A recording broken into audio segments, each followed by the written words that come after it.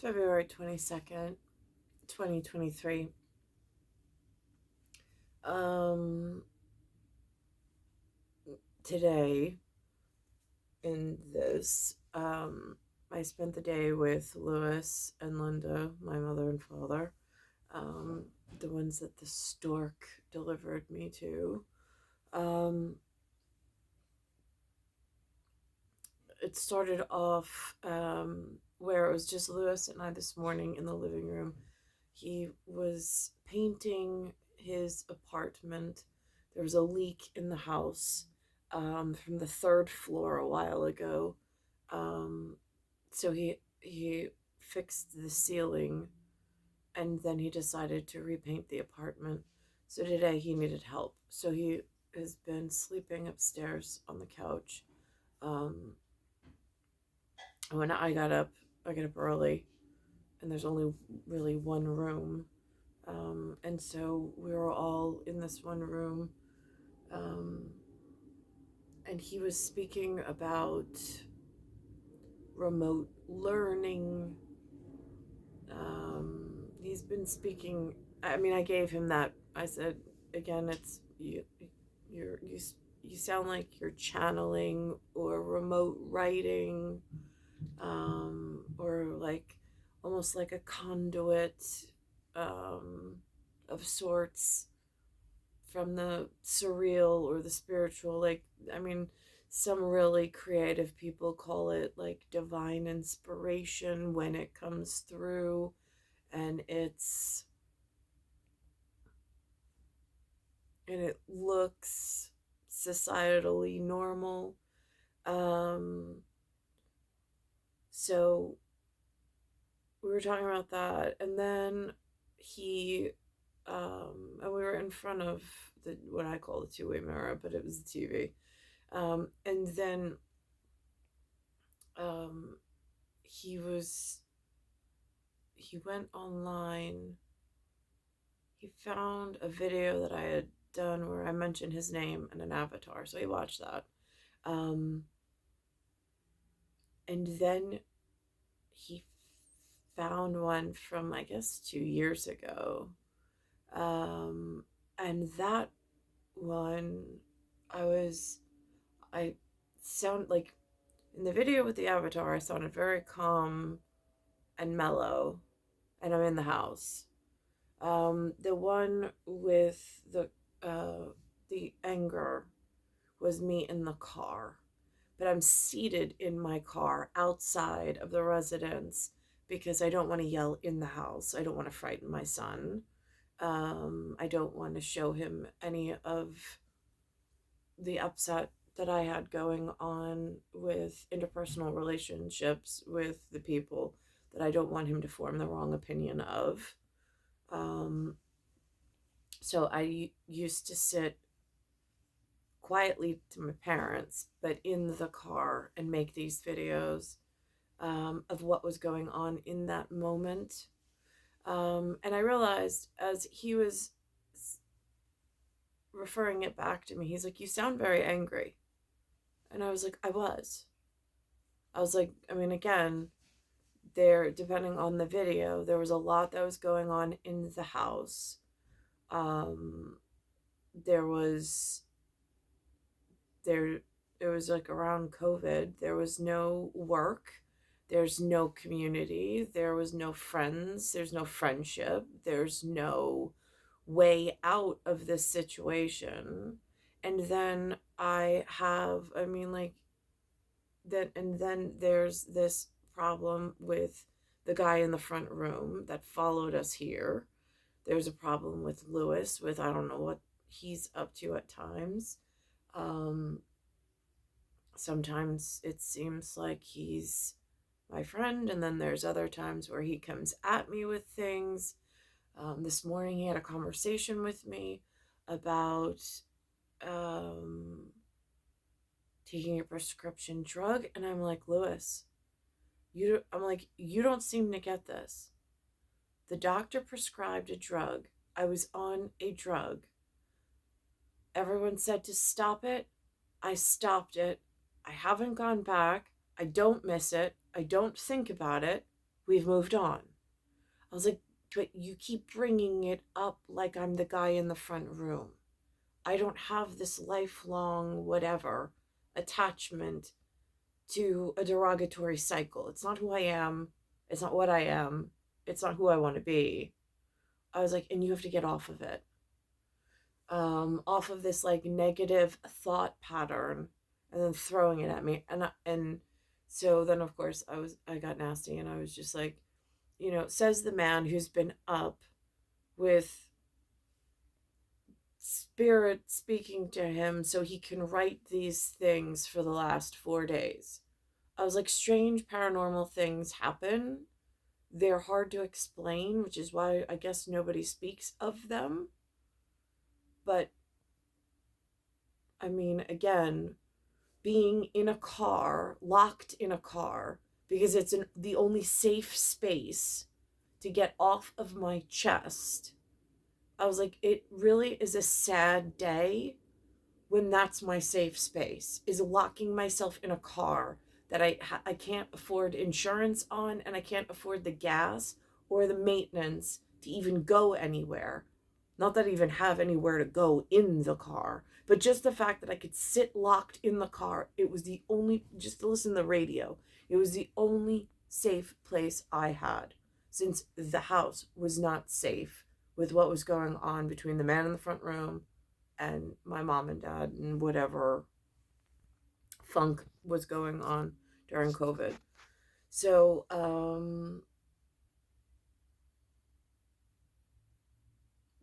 I mean, like, again, and then outside of that, I heard myself, and it did sound like slightly hysterical.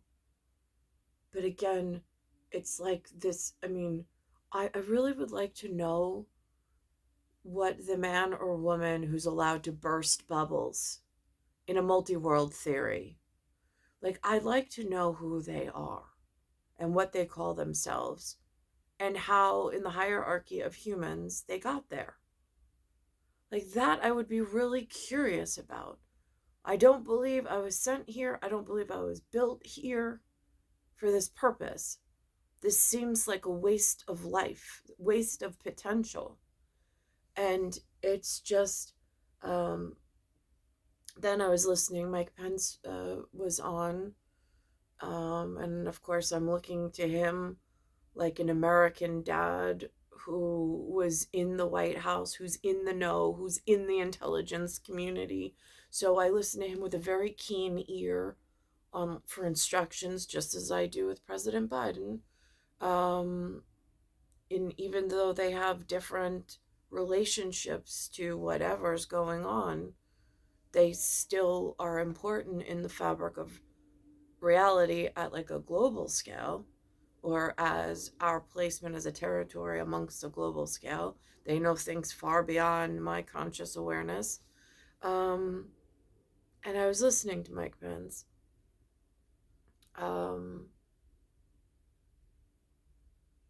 And he was talking about clean energy. And I'm like, oh, that's interesting, especially since in this area, I've smelt some of the combustible gases from the engines.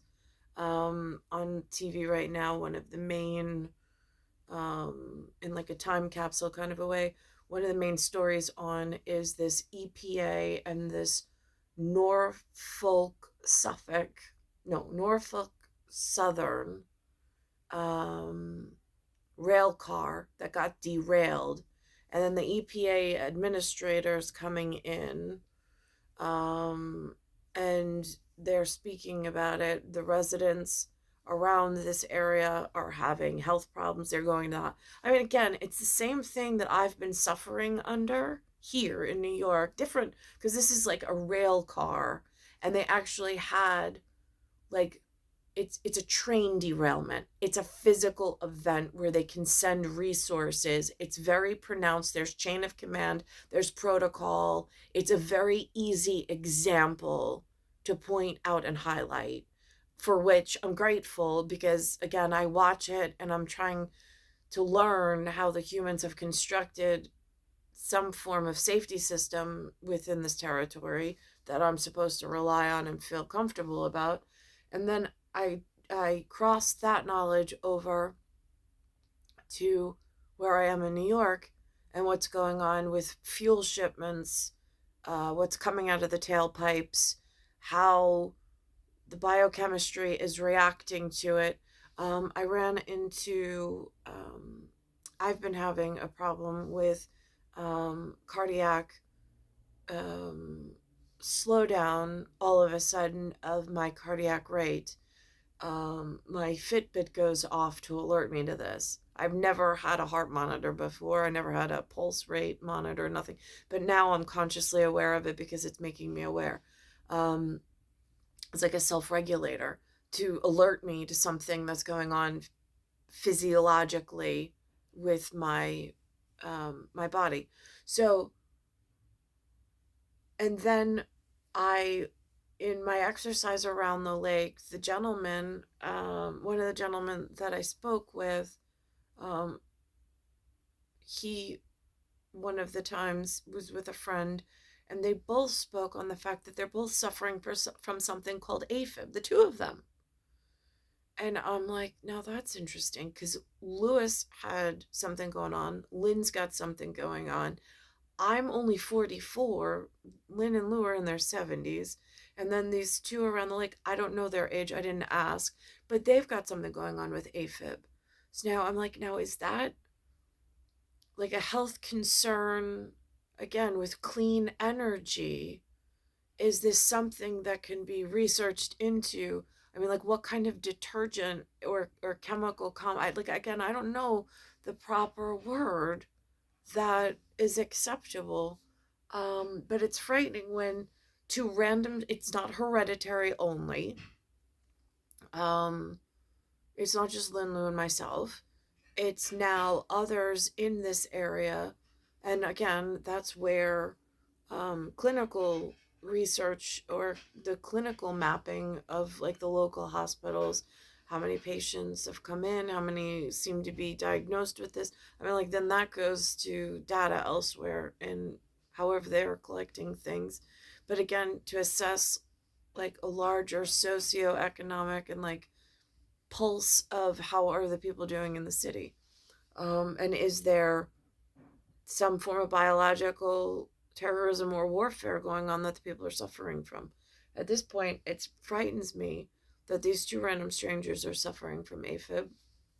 I haven't been diagnosed with it technically, but I've got other things going on, along with that sudden loss of blood, which still is unexplained.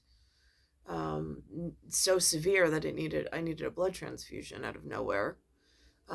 Still haven't figured out what that's about. Um, my bone marrow seems to be working, unless the more recent results are not being reported to me personally properly, but I have to have some faith in the system at some point. So, anyhow, so I spent the day downstairs with my son and myself, helping my father clean and vacuum his apartment. My knee is still not, it feels, and I don't know what this is, it feels like rubber bands on the on my quadricep, on like the popliteal area. It feels like almost like um not suey, I forget what they call when they use certain connective tissue of a deer in order to make thread when they're making like moccasins and things. I learned it as a kid. I can't remember the vocabulary right at this moment. Um, but it's something Native American and it had importance. Anyhow, that's kind of what it feels like. And then I was noticing yesterday, just walking with my son, I went to get bagels this morning. Um, as like a one-time treat. And as we're walking, I caught the look of my leg in action. and I could see how my quadricep was shaking as I walked. As I placed my foot, it actually rattled. And I'm like, why is there so much movement in the muscle? Why isn't it more firm? Why isn't it holding the knee in place? What is going on? And again, it goes back to clean energy. And I don't even know local process of who to contact and then how to like medically get help. So anyhow, I'm listening with this train derailment. Um, they mentioned something about a toxicity report. Um, so I'm trying to learn from this major disaster that they're having in Ohio, um, because I know like there at least there's an isolated property and process. Where I am, I don't know how it works. Um, but I mean, between this almost oil in the water, the local water, trying to drink, and there's bubbles on the top, but it's all we have access to. Um, I'm not quite sure. So I helped Lewis clean as in. I'm not very good at cleaning. I'll be honest. It's just not something that. I mean, I don't mind vacuuming and doing laundry, but I'm really not the cleaning type. I don't find any enjoyment in it whatsoever, but I got out of my own stuff and my dad needed help, so I went to help him and my son. Tasks project, keeping moving. Um, I noticed how agile he has stayed, which is nice. In his old age, he's still able to move, which is so important for like longevity. And noticing that I'm having this deterioration somewhere, not knowing where the disruption is exactly. Um, and then at the end of the day, um, my son, something arrived in the mail for him. Um, and he was just so excited to get this thing in the mail. Um, it's not like email. I mean, like the mail used to have, like, used to wait for it. Something would arrive. I mean, like, there's something in that um, non instantaneous thing. But anyhow, so we helped Lewis clean up his apartment. It's now painted. We put all the furniture back. Um, and it was just a really nice time spent together, um, all of us. So it's star 1978, star 8378, Nicole Kidder, it's Earth, Solar System, Milky Way, Universe, Galaxies, Broken, and it's Bayside Station, Bayside, New York, 11361. Actually, just as a side note, it really key point here for me for today from today was this morning with him trying to paint me with this brush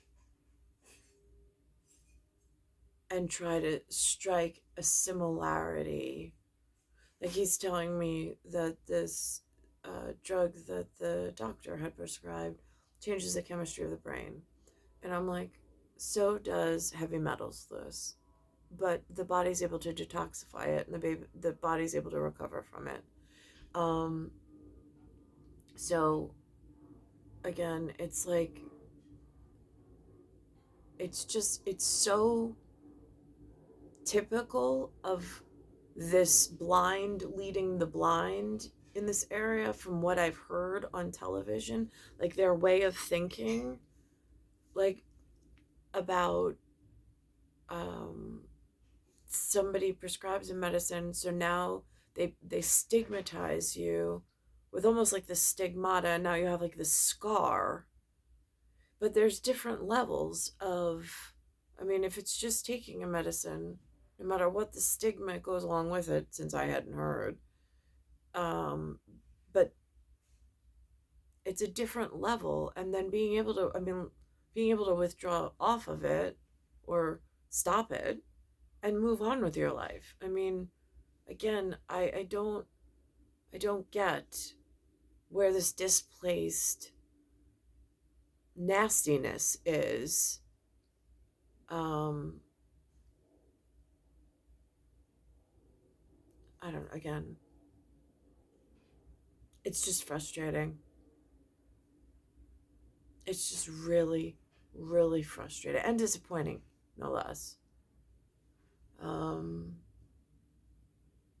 and like, I don't even consider it a recovery because I'm still in this tremendous amount of pain. I'm just not taking anything for it, and I'm struggling through it.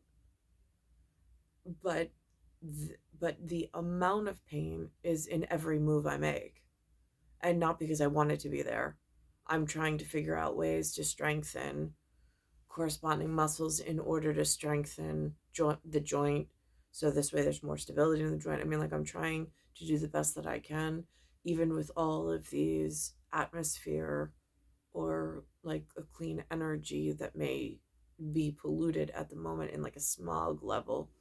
um but for him to take that one moment in time of where I was just getting through, and then requesting that I stop, and I did immediately, for him to then bring it up like I was some lesser being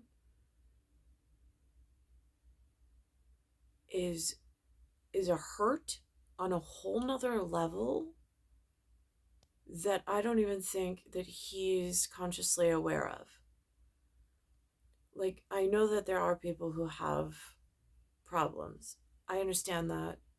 I am not speaking on their behalf. I'm not speaking directly to them. It wasn't my story. It wasn't my life. It wasn't my story.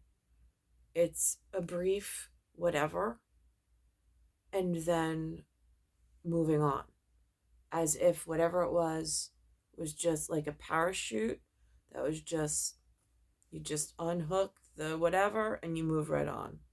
It's just detach and move on. So that's just how I've been since I was a kid, since there's been no like continual whatever. But this unresolved nastiness that he threw out there, unwarranted, uncalled for, and undeserved. I'm like, you're speaking to me and you're treating me as though I act or behave like the man in the front room, which I am not, never have been, and never will be. So I was like, I want you to recognize. He's like, oh, no, that's not what I was saying. I was like, no, that very much is what you were saying. Because the last time, here's how things go. I was like, you had a quadruple bypass. During that time, a doctor prescribed you something in order to get you through those moments. I was like, and then you stopped, you moved on with your life, and you never thought about it again. There's no difference. I was like, but when you say whatever you just said to me, and you try to downspeak me and cheapen my anything, I was like, it's just it's just not right. It's not right logically. It's not right spiritually. It's wrong. It's wrong on so many levels. Again, he's trying to put somebody else's story in my life. And it's not who I am. It's not who I was. And it's not who I want to be.